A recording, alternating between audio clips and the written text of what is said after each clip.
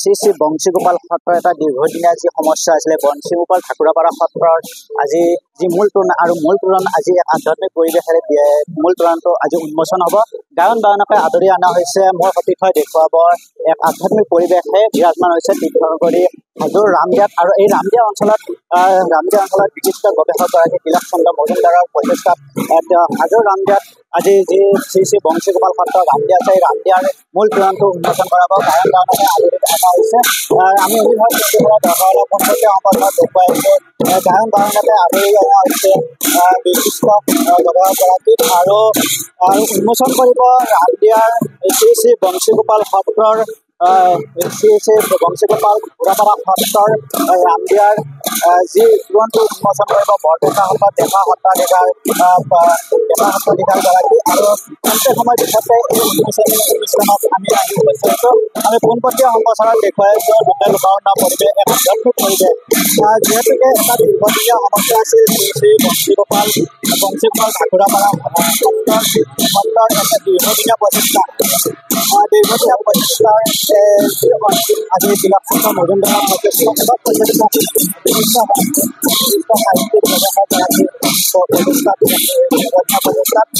উন্মোচন কৰা হ'ব। এই উন্মোচনৰ আধ্যাত্মিক পৰিৱেশত আমি আহি উপস্থিত। কি ক'ব আজি?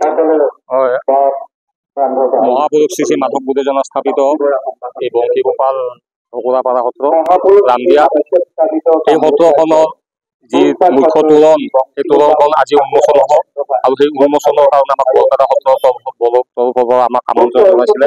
আমি বৰপেটা সত্ৰৰ পৰা বৰপেটা সত্ৰৰ মহাৰথত আমি ডেকা সত্ৰীয়া আহিছোঁ। গতিকে এই কাৰ্যসূচীত আমি অংশগ্ৰহণ কৰিবৰ কাৰণে গতিকে আমি নিশ্চয় ভগৱানৰ আশীৰ্বাদ আমি সকলোৱে মিলা প্ৰীতিৰে এই উন্মোচন কাৰ্যটি সম্পাদন কৰিব পাৰিম। প্ৰসংগলৈ আহিছোঁ। আমি যি সত্ৰ সংস্কৃতি বুলিলে আমি নামঘৰৰ যি মূল তোৰণ, এই তোৰণৰ উদ্দেশ্য কি আছিলে? তোৰণটো হৈছে আমাৰ সত্ৰত প্ৰৱেশ কৰাৰ এটা মুখ্য প্ৰৱেশদ্বাৰ। প্ৰৱেশদ্বাৰত আমি প্ৰৱেশ কৰাৰ লগতে আমাৰ মন প্ৰাণ, আমাৰ মনৰ ভাৱনাৰ যিটো বাহ্যিক ভাৱনা, এই বাহ্যিক চিন্তা ভাৱনাবিলাক আমি সম্পূৰ্ণৰূপে বাহিৰত আবদ্ধ কৰি ৰাখি ভিতৰত প্ৰৱেশ কৰাৰ লগে লগে আমাৰ মনৰ পৰা সমস্ত বাহ্যিকতাবিলাক বাদ দি আভ্যন্তৰীণ ভাৱেৰে আমি প্ৰৱেশ কৰাৰ এইটোৱে মূল কাৰণ। নিশ্চয় ধন্যবাদ জনাইছোঁ। আমি NV24 দখলৰ পোনপটীয়া সম্প্ৰচাৰত দেখুৱাইছোঁ আজি এক আধ্যাত্মিক পৰিৱেশে বিৰাজ কৰিছে। সত্ৰনগৰী সত্ৰ সংস্কৃতিৰে ভৰপূৰ এই ৰামদিয়াত শ্ৰী শ্ৰী বংশীগোপাল ঠাকুৰাপাৰা সত্ৰত এক লোকেল পৰিৱেশ। যিহেতু দীৰ্ঘদিনীয়া যি সমস্যা আছিলে, মহাপুৰুষ মাধৱদেৱ গুৰুজনাই স্থাপিত কৰা এই মূল তোৰণৰ আজি মূল প্ৰৱেশদ্বাৰটো উন্মোচন কৰিব। খন্তেক সময় পিছতে আমি পোনপটীয়া সম্প্ৰচাৰত দেখুৱাইছোঁ। আমি কথা পাতিবলৈ যত্ন কৰিম। সত্ৰ সংস্কৃতিৰে ভৰপূৰ ভিন্ন প্ৰান্তৰ সত্ৰৰ ভকত বৈষ্ণৱে আহি উপস্থিত হৈছে। আমি কথা পাতিবলৈ যত্ন কৰিম। কি ক'ব আজি? আজি আমি আটাইয়ে আনন্দিত। শ্ৰী শ্ৰী বংশীগোপাল ঠাকুৰাপাৰা সত্ৰৰ উদ্যোগত যি মূল তোৰণ ভাগি উন্মোচন কৰাৰ কাৰণে সত্ৰ ৰাইজগড়ে উদ্যোগ লৈছে। আমি সত্ৰ ৰাইজগড়লৈ আমি ধৰ্মীয় অভিনন্দন জ্ঞাপন কৰিছোঁ। আমি শুভেচ্ছা জনাইছোঁ যাতে এই সত্ৰৰ উদ্যোগত এই তোৰণ ভাগ উন্মোচন হ'ব, হৈ সত্ৰৰ এটা ঐতিহ্য বহন ৰৈ ৰাখিব। কলা কৃষ্টিৰ সাধক তিলক মজুমদাৰ দেৱে এই মূল তোৰণখন দিয়া বুলি আমি জানিব পাৰিছোঁ। আমি তেখেতক আমি ভৱিষ্যত উজ্জ্বল কামনা কৰিছোঁ, তেখেতৰ দীৰ্ঘায়ু কামনা কৰিছোঁ। সত্ৰখন এই মহান উদ্দেশ্যত বা মহান কাম কৰাৰ কাৰণে আমি তেখেতক অশেষ ধন্যবাদ জ্ঞাপন কৰিছোঁ। হয়, লোকাৰণ্য পৰিৱেশ, এক আধ্যাত্মিক পৰিৱেশ। পুৱা নাম প্ৰসংগৰ পিছতে এনেদৰে গায়ন বায়নকে আদৰি অনা হৈছে। যিগৰাকী দাতা আছিল, দাতা পৰিয়ালৰ আমি সময়ৰ পিছতে আমি তেখেতৰ বাৰ্তালাপ কৰিম। NV24 দখলৰ পোনপটীয়া সম্প্ৰচাৰত দেখুৱাইছোঁ কিছু সামগ্ৰী পৰিৱেশ। আমি পোনপটীয়া এই সম্প্ৰচাৰত আমি দেখুৱাইছোঁ আধ্যাত্মিক পৰিৱেশ, আৰু মনে মনে আমি দেখুৱাইছোঁ। আমি এই সম্প্ৰচাৰত আমি যি মূল তোৰণ ভাগ, এই তোৰণ ভাগক আমি খন্তেক সময়ৰ পিছতে উন্মোচন কৰা হ'ব। ইতিমধ্যে দাতা পৰিয়ালৰ যিগৰাকী বিশিষ্ট গৱেষক সাহিত্যিকগৰাকী আহি উপস্থিত হৈছে। তিলক চন্দ্ৰ মজুমদাৰৰ নেতৃত্বত আজি তোৰণ ভাগ উন্মোচন কৰা হ'ব। আমি কথা পাতিবলৈ যাম। আপোনাৰ উপস্থিতিতে, আপোনাৰ নেতৃত্বত আজি উন্মোচন কৰা হ'ব এই বংশীগোপাল ঠাকুৰাপাৰা সত্ৰৰ মূল তোৰণ ভাগ। কি ক'ব আজি এই মুহূৰ্তত? মোৰ ল'ৰালিকালৰ পৰা ইউনিভাৰ্চিটিত পঢ়ালৈকে যি প্ৰথম আধ্যাত্মিক শিক্ষা লগত সংস্কৃত, বৰগীত, ভাওনা নাচ এই আটাইখিনি সেই সময়ৰ পৰা যে শিকিলোঁ, শিকাৰ কাৰণে আজিলৈকে এটা দিন নাই মোৰ মনত ঠাকুৰপৰা সত্ৰ সদায় থাকে।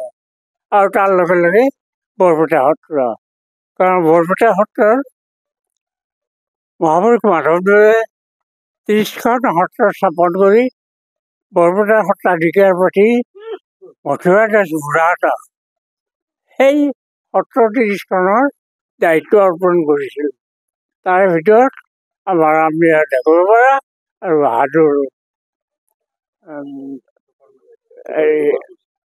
চৌধুৰী, আৰু তাৰ লগত দক্ষিণ পাৰৰ এনেকেই 30খন সত্ৰ আছে। সেইটো জানিব। এই সত্ৰখনৰ ভিতৰত সেই সময়ত কামৰূপ ৰাজ্য বুলি কয় দেই, কামৰূপ জিলা নহয়, কামৰূপ ৰাজ্য। তাৰে ভিতৰত আমাৰ সত্ৰ ভাগতে পৰিছিল তেতিয়া এখন সত্ৰ সেই সত্ৰভাগ পৰাৰ পৰাই আৰু যেতিয়াই মই মাধৱদেৱে প্ৰতিষ্ঠা কৰা ইতিহাস নিজ চকুৰে পঢ়িলোঁ, তেতিয়াৰ পৰা মই বিশেষকৈ নগাঁৱৰ সকলো সভাত মই এইটো কথা কৈ গৌৰৱ কৰোঁ যে আমি এনেকুৱা এখন সত্ৰৰ মানুহ, যিখন সত্ৰ মহাপুৰুষ মাধৱদেৱে ৰামদিয়া বালিত ছমাহ থাকি কিছুমান মানুহ তাই একেঠাইতে লগ লগাই নাম কীৰ্তন কৰিছিল। আৰু ইয়াৰ পৰা ধুপগুৰি সত্ৰৰ সেই আমাৰ লক্ষ্মীকান্তই তেওঁ সত্ৰ পাতিছে। যেতিয়াই মাধৱদেৱ এই বালিতে থাকি ঘূৰি যায় এঠাইত অৰ্জুনৰ তলত ৰোৱা বুলি শুনিলে, তেতিয়াই ধুপগুৰিৰ পৰা এই লক্ষ্মীকান্তহঁতৰ ইয়ালৈ আহি তেখেতকে ইয়াত মালা পিন্ধালে। ইয়াত এটা জান আছিল, ইফালে গৈ চৌধুৰীৰ পৰা একেবাৰে ব্ৰহ্মপুত্ৰৰ পৰা এই জানৰ পাৰতে মালা অৰ্পণ কৰিলে মাধৱদেৱক হাজোৰ সত্ৰৰ অধিকাৰে। তেতিয়াৰ পৰা এই জাতৰ নাম আছিল মালা পিন্ধোৱা জান। এতিয়া নজনাই এইবোৰ, আমাৰ ককাহঁতে কোৱা এইবোৰ কথা। গতিকে সেই মালা পিন্ধোৱা জান যেতিয়া নিব আহিল লক্ষ্মীকান্ত হাতৰে, তেওঁ কৈছে বোলে ইয়াৰ পৰা জামুৱাই টান মালা মাধৱদেৱে কৈ বোলে কিয়? বোলে ইমান মানুহ আহে চাৰিওফালৰ পৰা, মই গোটেই ৰামদিয়াখনৰ ইফাল সিফাল কৰিছোঁ। ৰামদিয়াবাসী আপোনালৈ গৌৰৱ অনুভৱ কৰিছে, কি ক'ব? ৰামদিয়া অঞ্চলৰ হৈ কি ক'ব আজি ৰামদিয়াবাসী হৈ আপুনি কি ক'ব আজি এই ভকত দৰ্শন? সেইকাৰণে এই ঐতিহ্যপূৰ্ণ ঢাকুৰাপাৰা সত্ৰ, ঢাকুৰাপাৰা সত্ৰ 2 ভাগৰ এভাগত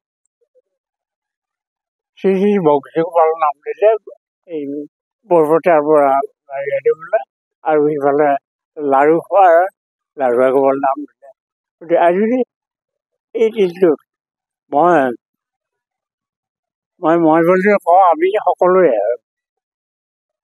এটা তোৰণ, সত্ৰবোৰত তোৰণ লাগে, এই তোৰণ আৰু বাটচৰা, তাৰপিছত মণিকোট, আৰু এই তোৰণ সদায় সত্ৰীয়া পদ্ধতিত হ'ব লাগে।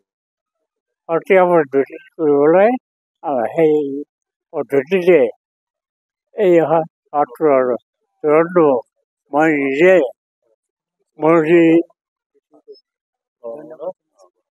সাহিত্যিক পেঞ্চন পাইছিলোঁ, সাহিত্যিক পেঞ্চন টকাবোৰ মই নিজৰ ঘৰুৱা মোৰ কামত মই নখটাও, আৰু আছে আৰু দিবলৈ ভাবিছোঁ। সেই টকাৰে মই ৰাজহুৱা অনুষ্ঠান, সাংস্কৃতিক অনুষ্ঠান, সাহিত্য সভা এইবোৰত দান কৰোঁ। আৰু প্ৰথমেই মই মোৰ সৌভাগ্য যে বৰপেটাৰ অধীনত চলা 30খন সত্ৰৰ ভিতৰত অন্যতম ঢাকুৰাপাৰা সত্ৰৰ বংশীগোপালৰ ভাগত এইটো ল'ব পাৰিলোঁ। নিশ্চয়কৈ ধন্যবাদ জনাইছোঁ। এই পবিত্ৰ ক্ষণত আমি আহি উপস্থিত হৈছিলোঁ। আমি দাতা পৰিয়ালৰ পুত্ৰগৰাকী আছে, পুত্ৰগৰাকীৰ পৰা আমি কিছু মতামত ল'বলৈ চেষ্টা কৰিম। আজি এই পবিত্ৰ ক্ষণত আজি পৰিয়ালৰ হৈ কি ক'ব আজি আজি সঁচাকৈ এটা গৌৰৱৰ দিন আমি পৰিয়াল সকলো সদস্যই আজি গৌৰৱ অনুভৱ কৰিছোঁ যে মোৰ পিতৃ দেৱতাই আমাৰ তেখেতৰ জন্মস্থানৰ যিখন সত্ৰ আছে বংশীগোপাল শ্ৰী বংশীগোপাল ঢকাপৰা সত্ৰ তাত মূল তোৰণ এখন তেওঁৰ পিতৃ মাতৃৰ নামত উৎসৰ্গা কৰি দান দিছে তাৰ কাৰণে আমি সকলো পৰিয়ালৰ সদস্যই গৌৰৱ অনুভৱ কৰিছোঁ আৰু আমি আজি এই পবিত্ৰ মুহূৰ্তত উপস্থিত থাকি আমি এই সত্ৰৰ যি আমি আশীৰ্বাদ ল'বলৈ আহিছোঁ সেইকাৰণে আজি অতিকৈ ভাল দিন আমাৰ কাৰণে নিশ্চয়কৈ আমিও ধন্যবাদ জনাইছোঁ এই পবিত্ৰ ক্ষণত আমি পৰিয়ালৰ দাতা পৰিয়ালৰ হৈ এনিভাৰ 24 আমি পোনপটীয়া সম্প্ৰচাৰত দেখুৱাইছোঁ আৰু খন্তেক সময় পিছতে এই যি পবিত্ৰ মুহূৰ্ত এই পবিত্ৰ ক্ষণত আমি দেখুৱাই যাবলৈ চেষ্টা কৰিম হাজোৰ কিছু পৰিৱেশ হাজোৰ ৰামদিয়াৰ এই কিছু পৰিৱেশ বংশীগোপাল শ্ৰী ঠাকুৰাপাৰা সত্ৰৰ কিছু পৰিৱেশ আমি দেখুৱাই যাবলৈ চেষ্টা কৰিম নমস্কাৰ মই উৎপল দাস আৰু আপোনালোকে চাই আছে এনি ভাৰত আৰু আপোনালোকক জনাবলৈ পাই মই বহুত সুখী হৈছোঁ যে আমাৰ সকলোৰে মৰমৰ শ্ৰদ্ধা জুবিন গাৰ্গৰ গীতসমূহৰ ভিত্তিত এটা খুব সুন্দৰ ৰিয়েলিটি শ্ব' এনি ভাৰতে আয়োজন কৰিছে জুবিনৰ গানে কি আনে এই প্ৰথম ছিজনটোত অডিশ্যনছ আৰম্ভ হ'ব আগষ্টৰ পৰা অসমৰ বিভিন্ন জিলাত গতিকে মই সমূহ কলাকুশলী বিশেষকৈ যিসকল প্ৰতিভাশীল গায়ক গায়িকা আছে আমাৰ সমাজত তেওঁলোকলৈ মই এটা আহ্বান জনাইছোঁ তেওঁলোকে প্ৰস্তুত হওক এই ৰিয়েলিটি শ্ব'ৰ বাবে আৰু তাৰিখটো হৈছে 15 আগষ্ট 2024 চন এনি ভাৰতৰ অডিশ্যন জুবিনৰ গানে কি আনে